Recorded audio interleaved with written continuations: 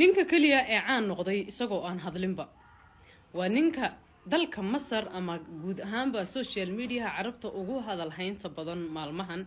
ninkan waxa la yiraahdaa Maxamed Maghribi, waa nin dalkaasi Masar u dhashay, dhakhtar weeyaan, xanuunada nafsiga iyo yacni neerfaha iyo buu soo bartay. ninkan xarun buu furtay, xaruntiisii inuu Facebook soo dhigay. kaliya muxuu sheegay inuu xarun furtay dhakhtar uu yahay, qofkii xanuunsanaya u baahan xaruntiisa inuu soo booqan karayo.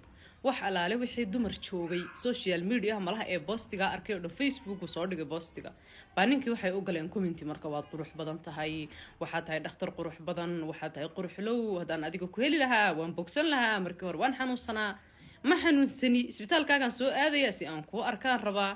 gabdhihii qorayay marka commentiyaha qaar badan baa la arkay, marka dad garanayay baa arkay. gabdho fara badan waxaa fasakhantay khutuubadoodii oo raggii ay u doonanaayeen baa ka noqday guurkoodii oo faraantiyadii loo geliyay baa lagala baxay. 70 qoysna waxay ku dumeen ninka madaxiisa. hadda waa 70 qoys.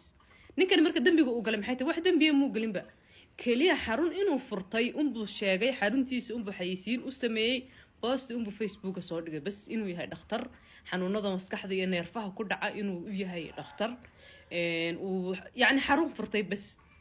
xaruntii uu ninkani furtay baa waxay dhalisay 70 qoys inay burburaan. yacni 70 qoys 140 qof baa kala tegay. yacni wallahi cajaa'ibatu dunya haddaad maqli jirtay waaba arrintan oo kale.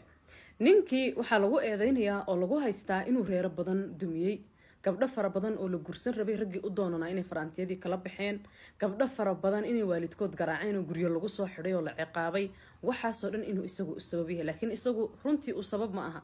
ninkan xarun buu furtay, qofku wixiisa ma haysan karo. xarun buu furtay, kaliya sawirkiisu Facebook soo dhigay iyo inuu dhakhtar yahay, xaruntiisu inay halkaa ku taalo, qofkii u baahan inuu iman karo.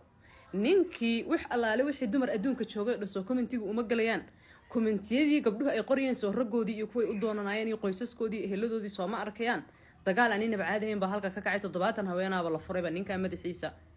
intaas iyo dhowr iyo 30na waxaa lagala laabtay faraantiyadii loo geliyo. waxaa nimankii ay isu doonanaayeen isku guursan rabeen baaba kaga baxay balantii oo xanaaqay.